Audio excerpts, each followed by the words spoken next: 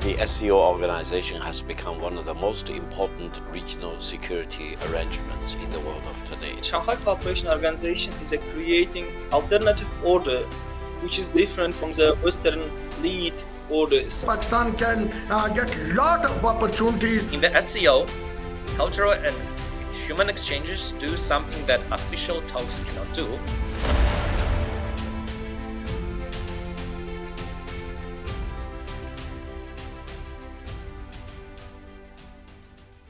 Hello and welcome to SCO Shoreline Talks, co-produced by CGTN and AnewZ from Azerbaijan. I'm Huang Jiyuan. Hello, I'm Anastasia Lavrina from AnewZ, Azerbaijan. Over the 24 years since its founding, the Shanghai Cooperation Organization has steadily grown under the strategic leadership of its member states, broadening cooperation and increasing its influence on the global stage. Today, it stands as a vital force for regional stability and shared development. As global multipolarity and economic globalization accelerate, as the global south grows stronger, persistent development gaps and regional conflicts remain challenges to overcome.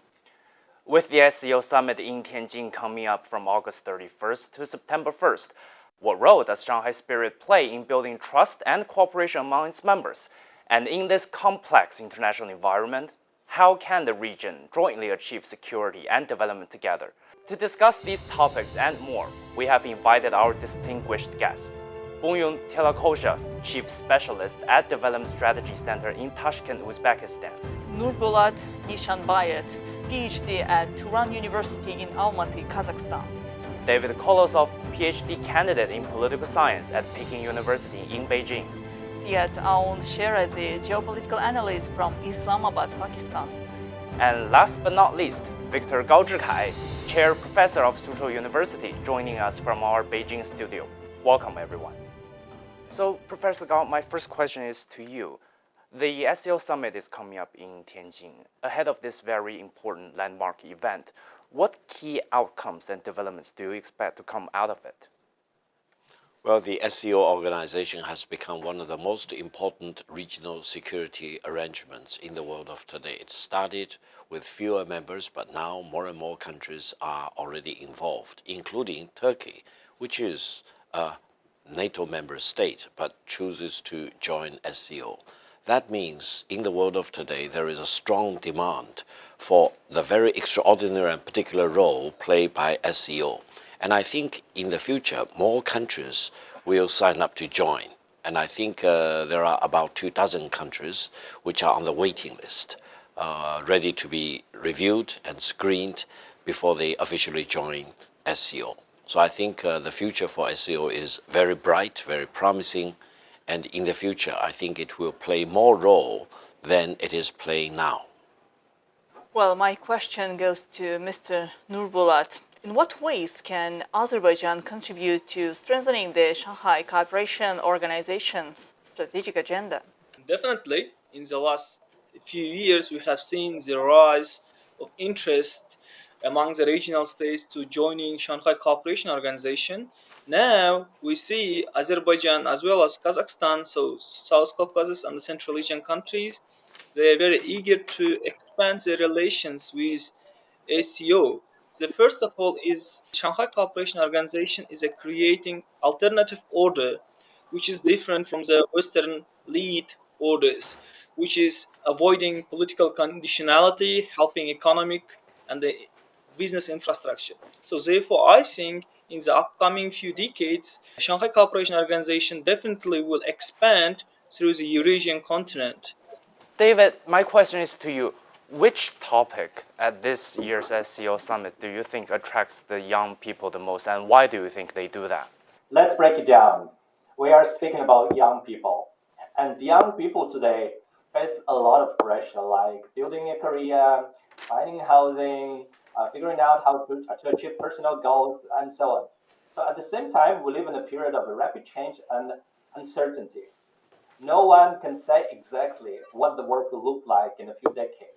And that makes long-term issues more important for our generation. Looking at this year's SCO Summit in Tianjin, I think a few topics are likely to resonate with younger audience. One is digitalization, Like in July, the SCO held a digital economy forum here in Tianjin that gathered hundreds of participants from governments like business and academia and so on. So they discussed areas like AI, smart cities, and digital skills training. China SCO Digital Technology Toolkit with more than 50 digital products was also introduced there. And for young people, these initiatives can be relevant because they link directly to future job markets and skill developments. So another theme is sustainability. So the summit scheduled for August 31 to September 1 will bring together leaders from over 20 countries and several international organizations. So one of the outcomes is expected to be a long-term development strategy with sustainability among its focus areas. While political declarations don't always translate immediately into action, they can set priorities for regional cooperation on issues like green growth and environmental protections, and so on. And so these topics that many young people care about because they will live with the consequences. So if we take a step back, things like digital transformation, economic opportunity, and sustainable development at the summit align with concerns many young people already have. So whether or not the SCO delivers concrete result, these are the kinds of discussions that touch on the future in a changing world. So that's my opinion. Well, CS, my question goes to you. What potential do you see in Azerbaijan's engagement with the SCO, particularly in the context of the Middle Corridor? Well, Azerbaijan engagement with SCO is very promising, especially when we talk about the Middle Corridor, a major trade route connecting China to Europe through Central Asia and the South Caucasus. Azerbaijan sits right in the middle of this route, so it's play a key role in moving goods quickly and safely between East and West. By working more closely with the SCO, Azerbaijan can help boost trade, not only that trade with different countries, but also in context of SCO, the regional trade, attract more investment and improve the transport links like railways, highways, and ports. Perfectly with the Belt and Road Initiative, Azerbaijan has already built a strong infrastructure like Baku, Tbilisi, Kars, railway, and its modern seaport, which make it a natural hub in this growing network. So politically, this is a smart move too by the Azerbaijan. It's helped Azerbaijan strengthen ties with the both Asia and Europe, while keeping good relation with all its neighbors.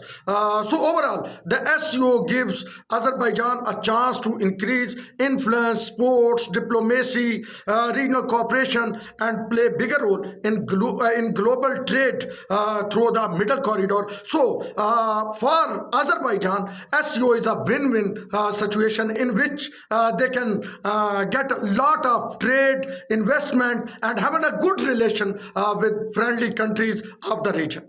Mr. Gao, the Shanghai Cooperation Organization was actually founded on the principles of the Shanghai Spirit, emphasizing the mutual trust, equality, and shared benefit. These values are seen as central to building the successful cooperation and operation of this balanced approach the countries has. So what are the key ideas behind this Shanghai Spirit that make the Shanghai Cooperation Organization meaningful for the countries of the Global South?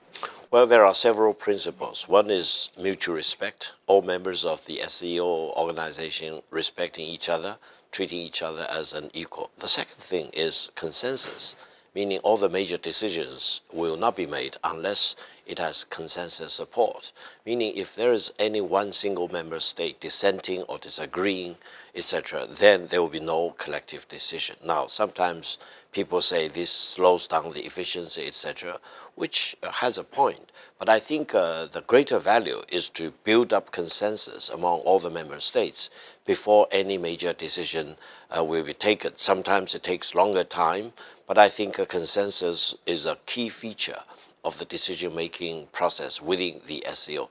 Now, the other thing is always changing and adapting to the new challenges. SCO started with a focus on anti-terrorism, now it has expanded significantly from this route. And I think going forward, its functions and focus area will further expand, including, for example, focusing on energy security for all the members, and also whether they can come up with a more coordinated strategy for the AI revolution for all members. I want to ask Ms. Gao a follow-up. As we all know, the SCO is much regional focused, is in Asia mainly. And then there's another international organization, which is the BRICS.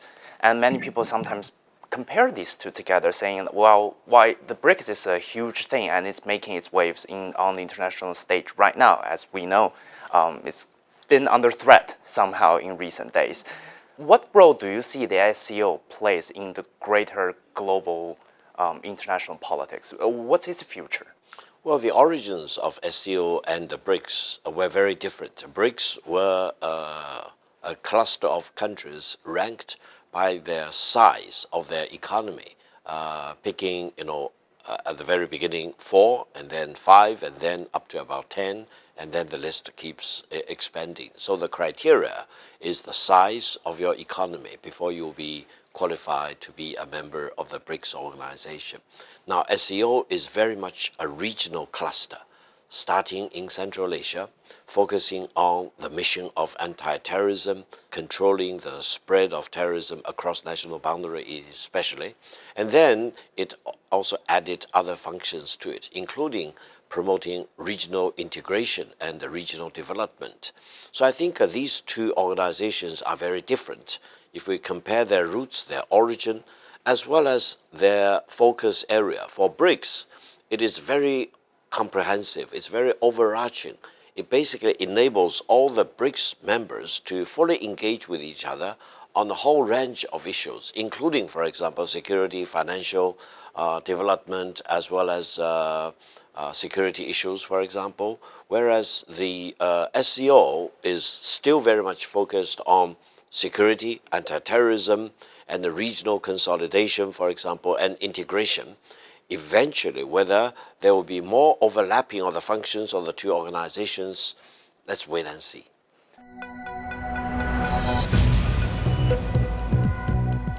Each day, there are millions of stories. Each one can open new perspectives, new possibilities. Wherever you look, we are there to see, discover, explore. We put the pieces together to find what really matters to you, all around the world, all around the clock. Our reporters are at home across the globe. From our headquarters in Beijing and production centers in Washington, Nairobi, and London.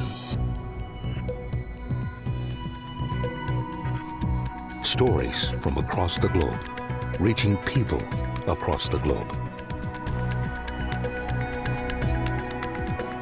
CGTN. See the difference.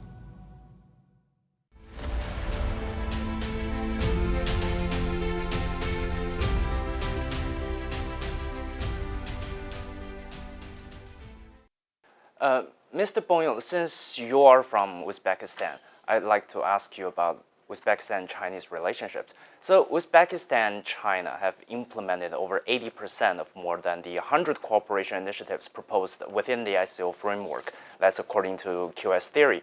From your perspective, which of these initiatives have had the most visible impact on Uzbekistan's development so far? Obviously, Uzbekistan and China have implemented a number of key initiatives within the SCO that have had a significant impact on the Uzbekistan's development. So this includes the modernization of transport and logistics, so including the China, Central Asia, Europe corridor, like middle corridor, which has strengthened the transit potential and accelerated the trade to Nova. As another sample, I can say, so it's renewable energy projects using Chinese technologies, which have increased energy security of the country and the creation of joint industrial zones. These initiatives have strengthened Uzbekistan's economic base and increased its role in regional and global value chains.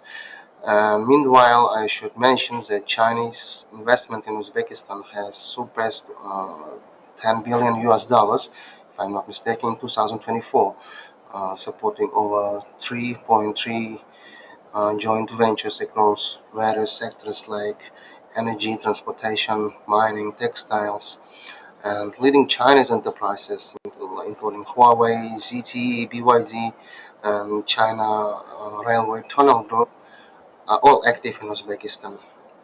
And by the way, Huawei in particular has emerged as a critical partner in our digital transformation agenda, including the deployment of 5G infrastructure and the advancement of smart agriculture and e-governance, some regional digitalization initiatives such as Digital Fergana.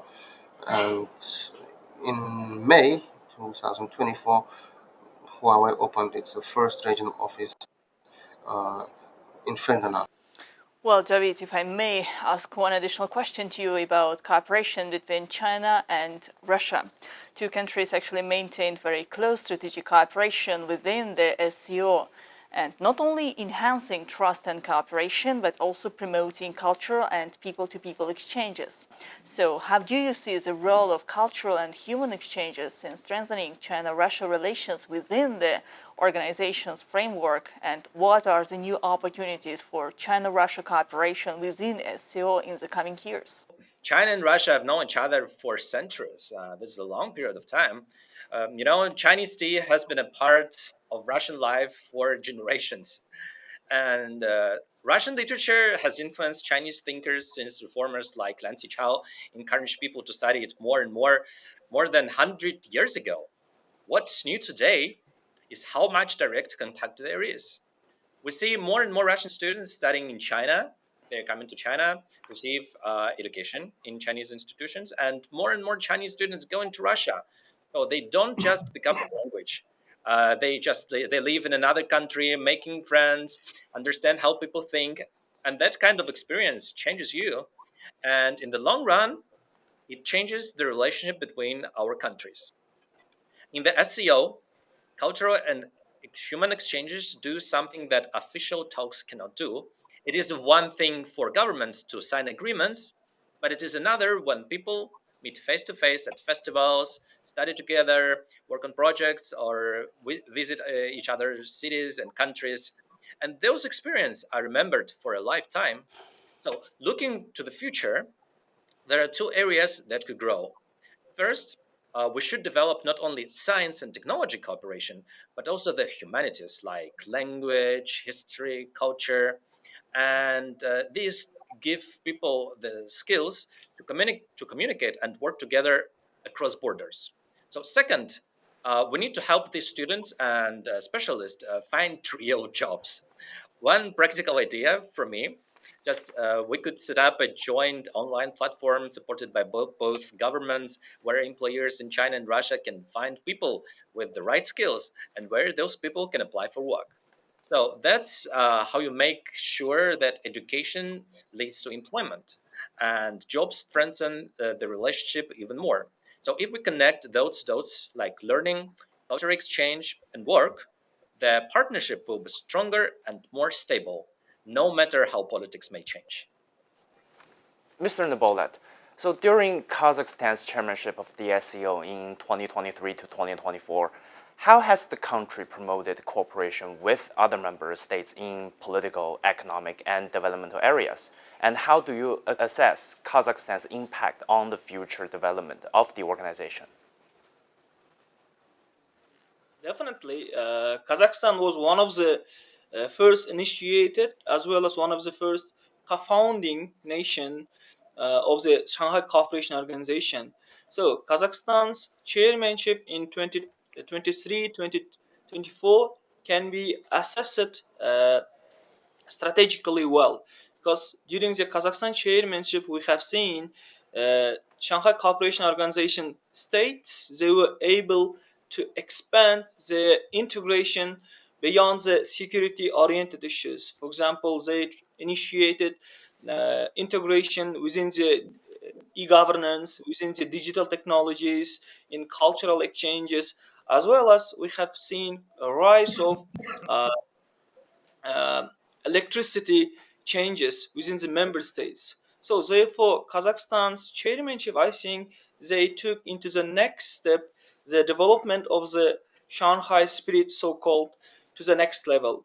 Now, Shanghai Cooperation Organization, they don't only focus on the anti-terrorism or security issues, but besides those issues, including green energies, sustainable economic development, and integration of artificial intelligence to the governance, and etc. etc.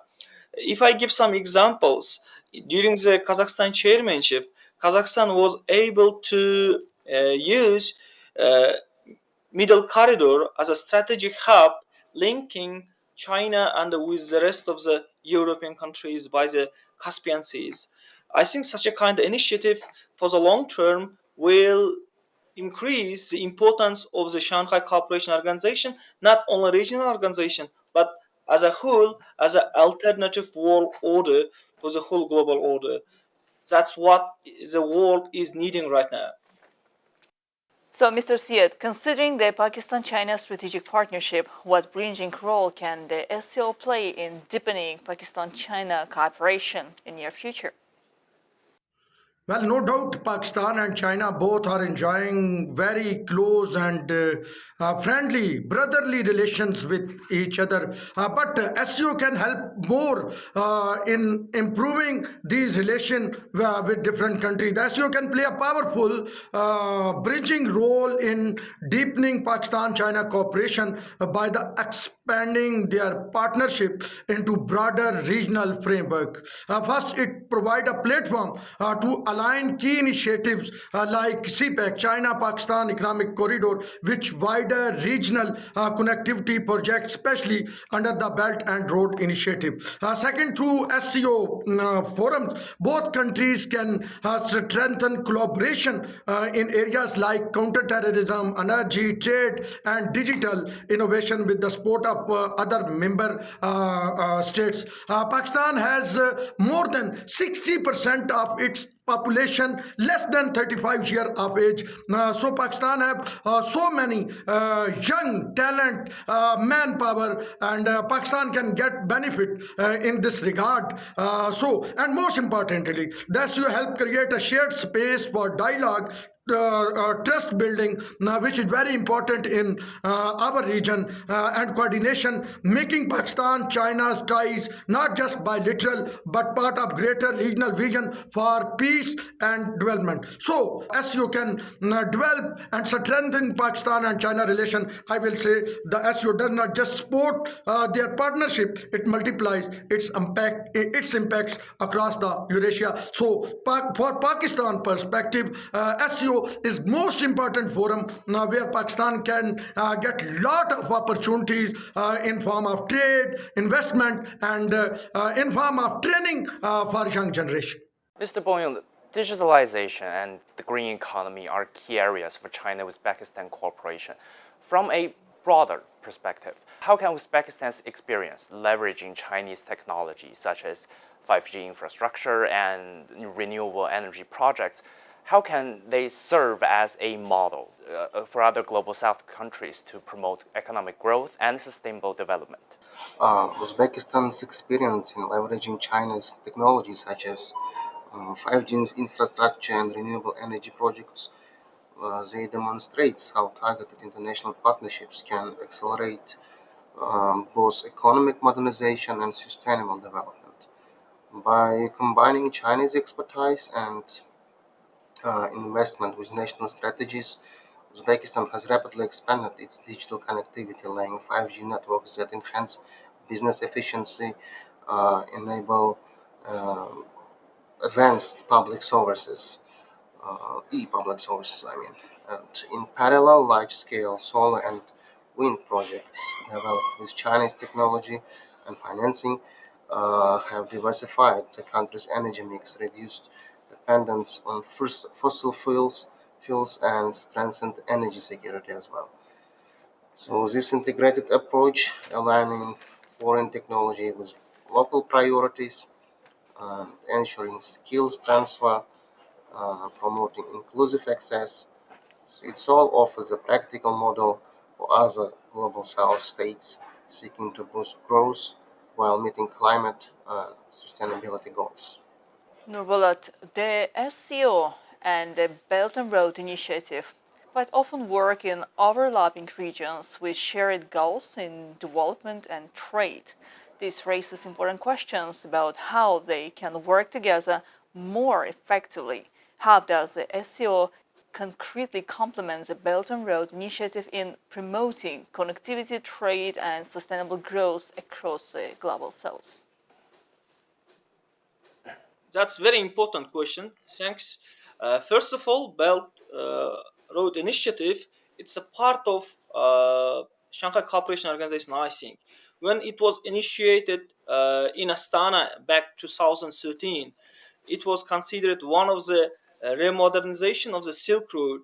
So reinventing the new logistical aspects of the SCO member states.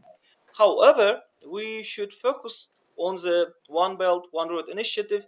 It's not only logistical projects, it's not only trade projects, but it touches many other aspects as well. Some examples. This year in Kazakhstan, thanks to the One Belt, One Road initiative, we have uh, we have witnessed opening new trade routes, which connects with the southern part of Kazakhstan with the western part of Kazakhstan, which is a part of one belt, one road initiatives. In the wider sense, if we analyze the role of the Shanghai Cooperation Organization and the One Belt, One Road initiatives, they can't be divided. They will fulfill each other. But I think for the long term, one road, one belt initiative will play a crucial role connecting east with the west in the trade routes within the scope of Shanghai Cooperation Organization. It will probably widen and open new aspects of the Shanghai Cooperation Organization in the upcoming decades. As I just asked you about the future of the Shanghai Cooperation Organization, one of the strengths of this organization is its ability to connect countries and help them foster deeper cooperation. And how do you see it's expanded in other regions, whether we're talking about industrial areas like green economy or clean energy, or simply geographically? Do you think it's going to expand beyond Asia? Well, we have been talking about the SCO versus the BRICS and the BRI. I would say all members of the SCO are members of the BRI initiative, meaning they also play similar roles within a larger grouping.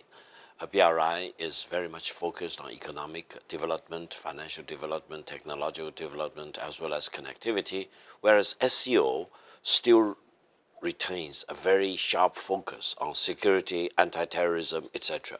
Eventually, I think more countries will join SCO. For example, moving from Central Asia to Caucasus, for example, and further westward, and even some Western European countries may have interest.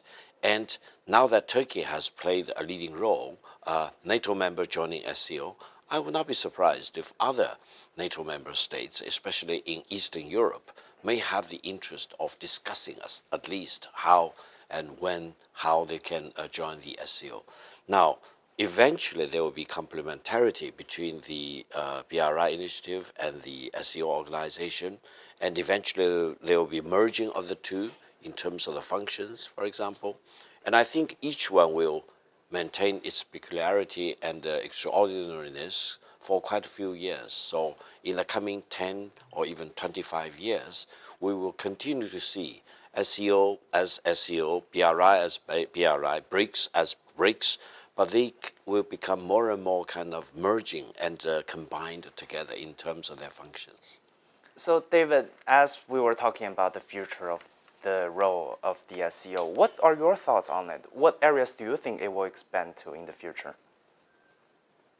So one of the SCO's main strengths is that it connects a wide range of developing countries like from Central and South Asia to parts of the Middle East, and so on. So this creates a space for exchanging experience, and in some cases, working on joint projects. So the challenges these countries face are familiar, like how to modernize and how to raise living standards.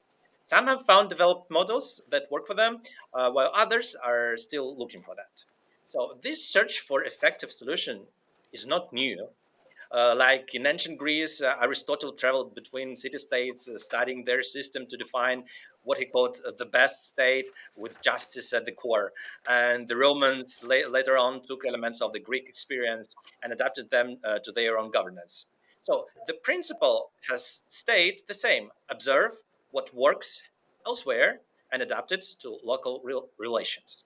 So speaking about SCO, there are examples of this in practice, like the SCO Interbank Consortium, established in 2005, links development banks from member states to co-finance infrastructure, energy, and industrial projects. Large connectivity projects such as the China-Pakistan Economic Corridor, link roads, rail networks, power grids, and industrial zones across borders, and they're often discussed. These topics are often discussed in SCO economic forums. So, on the softer side, cultural, academic, and think tank exchange give countries opportunities to compare governance practices and policy approaches. So, these initiatives, from my perspective, have strengthened South-South cooperation with the SCO. So, by combining financial tools, physical connections, and the exchange of practical experience, much in the same spirit that has driven the search for better governance models since antiquity.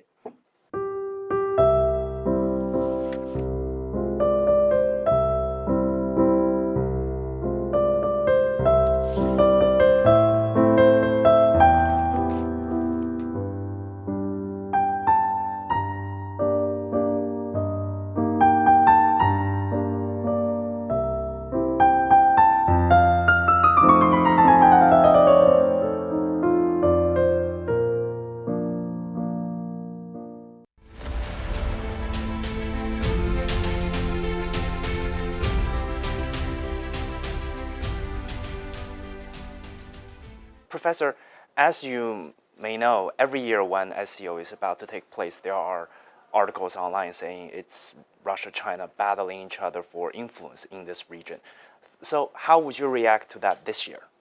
Well, first of all, I do not agree with that assessment. Why? Because China and Russia are very close with each other, not only in terms of economic and development issues, but also we are very much on the same page vis-a-vis many major issues in the world. And there is no rivalry between China and Russia, and the Chinese economy and the Russian economy are highly complementary to each other, and we support each other on major issues in the world of today. Therefore, to view Central Asia as a rivalry area between Russia and China is wrong assessment to start with. Secondly, China and Russia can play very different roles. For example, in terms of the size of the economy, the Chinese economy is more than 10 times as big as the Russian economy. And China has developed very comprehensive economic capabilities, whereas Russia still is very focused and specialized in some areas of great strength for the Russian economy. So we can complement each other and support each other. And when both China and Russia bring our expertise and strengths to Central Asia, I think Central Asian countries really want to pick and choose. Sometimes they decide to work more with Russian for the Russian expertise. Sometimes they put more value on the Chinese expertise and contribution. And eventually, I think it is not just up to China or Russia, it is up to the Central Asian countries to make their decision as to which country they want to work with or benefit from as far as the economic cooperations are concerned. Siate, I would like to come back to what Mr. Gao just mentioned previously about the real projects and cooperation. The impact of cooperation can often be visible in real projects that improve lives, such as roads, railways, or energy systems, for example. So can you share examples of infrastructure or energy projects supported by the SCO that have significantly contributed to member countries' development? Well, this is very important question. What SCO has achieved in this farm. So the impact of SCO cooperation is clearly visible in real on the ground projects that improve lives and boost economies. So SCO is not about the slogans. It's not about the sitting, having meeting, or it's a platform that somebody is using against other. So it's a collective platform working for the betterment of the member countries. A great example of the CPEC, China-Pakistan Economic Corridor, a flagship institution project under the BRI Belt and Road Initiative, closely aligned with the SCO goals. It includes highways, railways, and power plants that have created jobs in my country, in Pakistan. It's a game changer kind of project, and people of Pakistan have so much respect and love for China to initiate the CPEC. So it's not only creating jobs, improving energy crisis, and strengthen regional road links. So no, Afghanistan is also connecting in this way in CPEC. CPEC is very important project for whole the region. Another example which I want to quote with your audience is the development of transport corridor in Central Asia, like China, Kyrgyzstan, Uzbekistan railway. It's very important project which will connect Western China to the heart of Central Asia, cutting transport time and cost of the goods. So in CPEC, we have a flagship program of our very famous port. So in this way, the Gwadar port is decreasing, you can say, that time, cutting the time and cost of goods. Same way, this project is working in a best way. So in the energy sector, when we come in energy sector, project like Kasa 1000, a major electricity transmission line from Kyrgyzstan and Tajikistan to Pakistan. Pakistan again reflects the spirit of SCO cooperation by promoting cross-border energy sharing and sustainability. So these projects show that SCO is just not about dialogues, which I was earlier mentioning, about slogans. It's about delivering real progress on the ground, connecting people, powering economies, and building a more integrated Eurasia. So SCO is working on ground, not in form of dialogues. Professor, countries in the SCO, we face a lot of common challenges and problems, and we learn from each other, whether it's in poverty reduction or digital growth. And I think in today's world, that learning is becoming more and more important. How do you see the SCO facilitate that learning, and how do you see China leverage this institution, organization, to foster deeper cooperation? Well, indeed, I think all SCO member states face very similar challenges. For example, you mentioned climate change, for example, as well as development, how development can generate benefits to uplift people from abject poverty, to enable their urbanization, industrialization, etc. Now, one area which I care a lot is in the AI revolution, because China now is one of the two leading nations in this AI revolution. And I'm very much concerned about one phenomenon called AI divide, developing between and among nations. And I think with China playing a leading role in the AI revolution, China will be very, very happy and committed to share with all the SCO members the benefits China has generated by pushing the AI revolution. Eventually, all the SCO members, if they choose, can work with China in moving up very much to the forefront of this AI revolution, rather than finding themselves on the wrong side of the AI divide. This becomes more and more urgent, and I do think China can play a leading role in enabling the SCO as an organization, all the SCO members to benefit directly and immediately from the AI revolution. Well, and I have one more question which I would like to address to all of our participants.